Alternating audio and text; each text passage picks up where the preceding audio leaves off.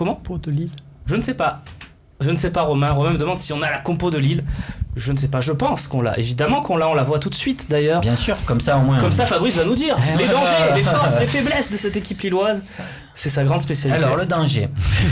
Non, mais c'est une Alors, équipe... 2 absents. Ouais. Un important, c'est on a Amadou. Amadou. Voilà, Amadou, et l'autre, c'est un défenseur. C'est Mariam. Mariam. Bien sûr. C'était facile. Dabila, le deuxième absent. Je pense que c'est une équipe, contrairement à beaucoup d'équipes qu'on a rencontrées qui jouent beaucoup sur leur collectif ou quoi. Eux, collectivement, il n'y a pas de grosse force. Par contre, ils ont plus d'individualité que la plupart des équipes qu'on a pu rencontrer. Donc, si cette équipe-là joue et est un petit peu en confiance, si on a le malheur de les laisser un petit peu en confiance, je pense qu'ils ont des joueurs qui peuvent nous faire mal. Aroro, dans des bons matchs, est très bon et des fois, il passe complètement au travers. Je pense que le Thiago Mendes, il y a quelques joueurs quand même qui sont pas mal. Avec le ballon, Pépé, faudra pas lui laisser trop d'espace, même s'il a un peu mal. Pourquoi elle prend pas cette équipe ? Pourquoi ça marche pas ? Parce Il y a trop de jeunes déjà, trop de jeunes. Non, parce qu'ils sont nuls. Faut le dire, la défense Alonso, c'est pas sérieux. Kofi derrière, enfin voilà, avant ils l'ont mis parce qu'ils ont fait Kofi tourner avec Mignon. Je vois, j'ai la référence. Benzia, c'est un joueur que j'ai jamais trop. Moi, Benzia, je trouve nul. Et aussi qu'ils n'ont pas de mental, je pense. Hein. Parce que pour faire ce qu'ils ont fait l'autre jour, 2-0 à la 90e, tu fais 2-2. Je sais pas où c'est qu'ils vont trouver la confiance samedi. Non, c'est très compliqué. Après, sur un coup, c'est là où il faut être vigilant derrière parce que voilà, leur attaquant, Motiba, ce sera sa deuxième au Vélodrome de la saison, puisqu'il était venu avec Valenciennes en Coupe de France. Et j'avais regardé devant, j'avais vu typiquement cet attaquant qui, quand tu te relâches un peu, tu sais, un peu le but qu'on s'est pris contre Nantes, tout ça, c'est le genre de mecs qui sont capables de marquer dans ces positions-là. Pépé, c'est exactement pareil, quoi. C'est un mec qui sur une action, il peut rentrer pied gauche, il va te mettre mais 4 frappes dans les tribunes sur son pied droit, sur des trucs faciles ou quoi. Puis quand après, le truc, c'est qu'il ne sera pas servi. C'est-à-dire que c'est un ballon, si c'est sur une mauvaise relance, c'est sur un truc comme ça, parce que c'est pas sur une action construite, son équipe va lui donner une ballon et l'occasion de briller à 30 Stéphane, mètres. on va pas. Faut arrêter là. On va pas avoir peur de cette non, équipe. mais évidemment pas. Et puis ce serait vraiment une faute impardonnable de perdre des points contre cette équipe-là. Voilà. C'est une faute impardonnable et super sous-estimée, attention. Hein. Oui, ils sont capables, effectivement, comme le disait Babou. Ils ont gagné à Lyon. Je me rappelle. Le seul truc, c'est qu'ils vont mettre le bus derrière et voilà, il va falloir trouver la faille assez rapidement parce qu'encore plus le match il passe, au plus c'est embêtant pour tout le monde. Là, ils sont au fond du gouffre. Mais par contre, là, le plus bas, c'est difficile là, actuellement. On les prend peut-être au meilleur moment de la saison et pourtant des hauts, des bas, ils en ont connu. Mais justement, là, c'est peut-être l'occasion aussi de revenir sur un sujet qui était intéressant. C'est la confrontation des projets. Parce que qu'a-t-on entendu en début de saison sur le projet Lopez, sur le projet avec Bielsa. C'est vrai qu'on regrettera que Bielsa ne vienne pas au Vélodrome parce qu'on avait tous dit tiens, le retour de Bielsa au Vélodrome, on voudrait bien savoir comment ça se passe. Le retour de Galtier. En fait, aujourd'hui, on s'en tape. Honnêtement, on s'en tape qu'il n'y ait pas Bielsa à Lille, qu'il ne revienne pas au Vélodrome. Garcia a fait cette saison et j'assume du Bielsa en mieux. Et pourtant, on n'a pas de portrait de Garcia dans les tribunes anti-faux. Ouais. Hein, Christian ? Non. Pourquoi ? Je sais pas. Nous, on n'avait pas fait de portrait de Bielsa non plus. D'accord. Tu reconnaîtras qu'il n'y a pas une grosse cote d'amour pour Garcia. Il y a alors qu'il y a du là, jeu, hein. ça va mieux quand même. C'est vrai qu'il était mal parti. Mais vous scandez pas son nom, enfin, il n'y a rien de... Ça, il est applaudi qu'il y a la composition d'équipe qui est dévoilée. Quand il y a la... Est-ce qu'il y aura un portrait de Garcia si on va en finale de Coupe d'Europe ? Est-ce que vous prenez l'engagement ?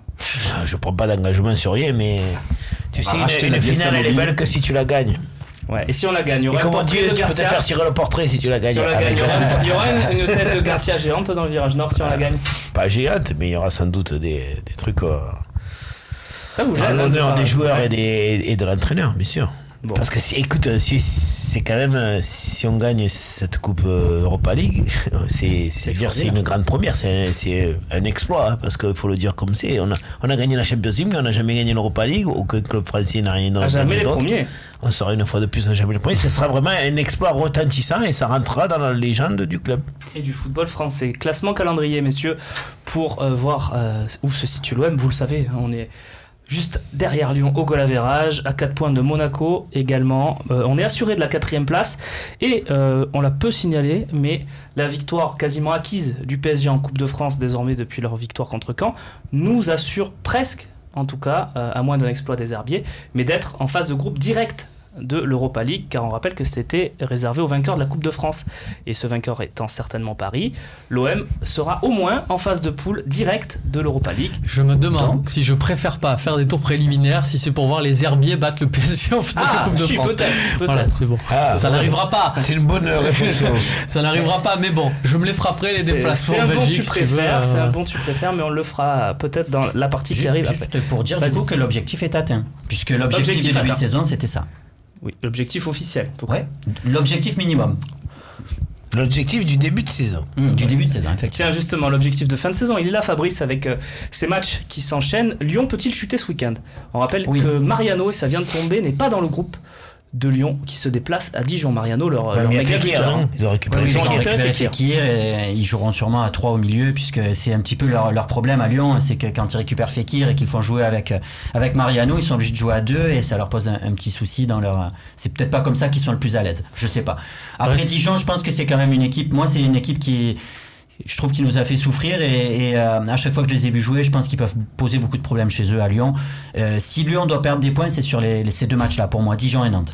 Camille, dans mon oreillette, toujours là pour me signaler que Balmont ne sera forfait également. Le regretter.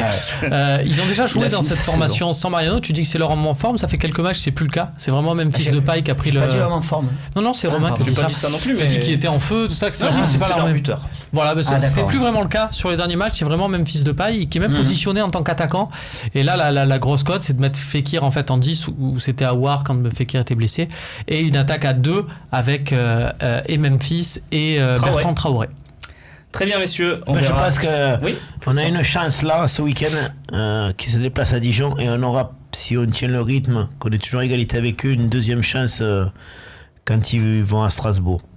Très bien. Ouais, il y a ça aussi. Ouais. Strasbourg, ça va être difficile pour eux. Il y a beaucoup de supporters de l'OM à Strasbourg en plus, on peut peut-être jouer. Et autre conséquence de la probable victoire du PSG en Coupe de France, c'est que la 6e place sera aussi européenne, ce qui peut permettre à Nice, qui affrontera Lyon à la dernière journée, d'être toujours concerné. Eh oui. Mais Nice, ils nous affrontent à nous 2 journées avant aussi. Oui. Ouais, mais ils auraient pu. S'il faut qu'ils soient dans le coup la dernière. Contre nous, ils seront toujours concernés, c'est sûr, mais tu as raison de le répéter, c'est qu'il faut qu'ils soient toujours concernés jusqu'à la dernière journée, sinon c'est un problème pour nous. Et Nantes sera aussi concerné. Pour Lyon. Donc c'est pas forcément perdu pour l'Olympique de Marseille dans ce sprint final. Mais qu'est-ce qu'on regrette de ce but pris à la dernière seconde contre eux? Rien que seulement un match nul, regarde. Évidemment. Et on va passer justement à ces quelques buts qui nous manquent derrière Lyon, le goal average. Peut-on rattraper Lyon au goal average, même si ça paraît assez fou?